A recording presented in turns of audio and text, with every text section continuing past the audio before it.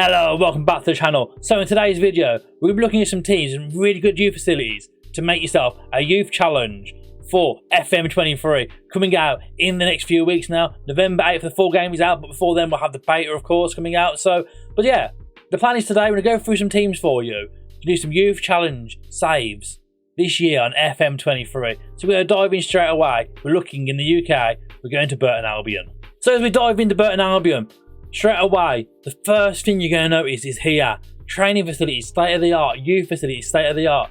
Can you find the next best regens and new gens in FM23 using these state of the art facilities at Burton Albion? You start off in League One.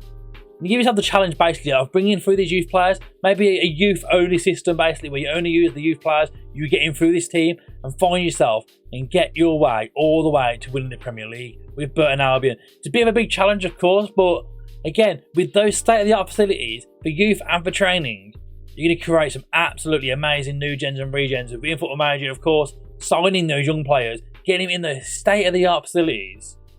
What more of a better way to start a season and start a game than with Burton Albion and those facilities, and just seeing how much you can make a player progress and improve and train them to be the next best players in the world. Why not? Why not in the world? Because Burton Albion, they've got the facilities for it at St George's Park. If you're in League One, it's only a few steps away from getting to the Premier League. So challenge number one, can you do a youth challenge with Burton Albion? So for number two in our youth challenge list, we're going to Norway, to Fløya.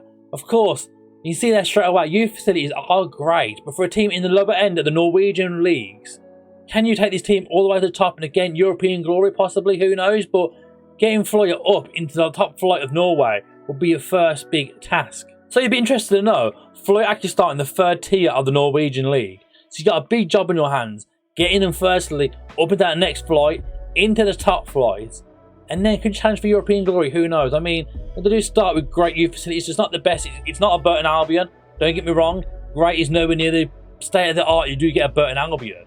But the fact you get great youth facilities in such a low end tier league, can you find those next big regens from the Norwegian area and maybe Scandinavia and just go from there, building up that scouting network within your game and seeing just how far you can take Fløya in Norway and then in European competition. So next up, we're going to Iceland.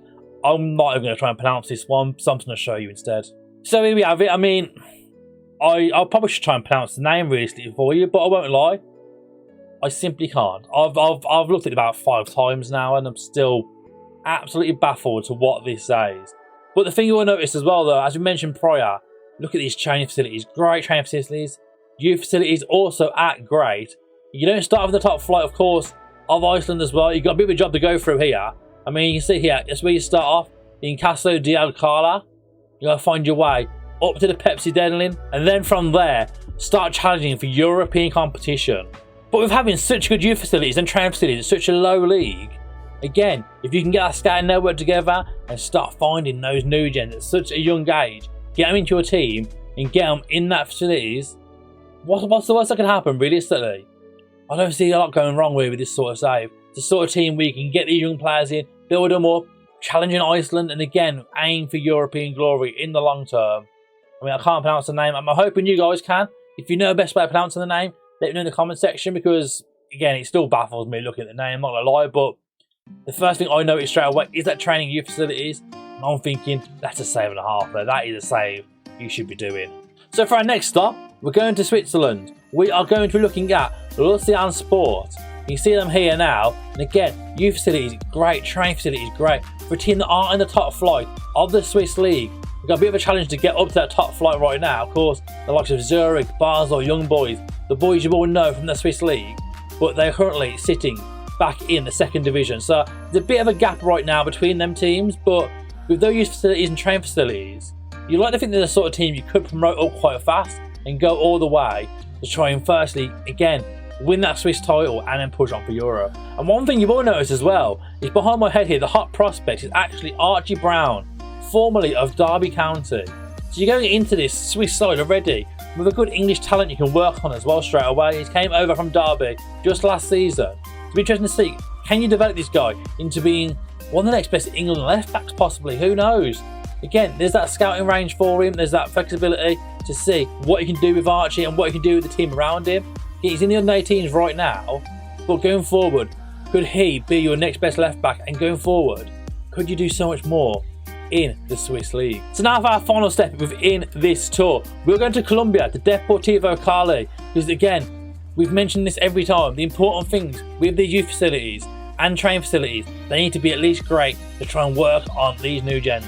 Of course, you need to have the right staff in place, the right training to get these players to the best possible calibre, but Deportivo Cali come in straight away with that great in training and youth facilities.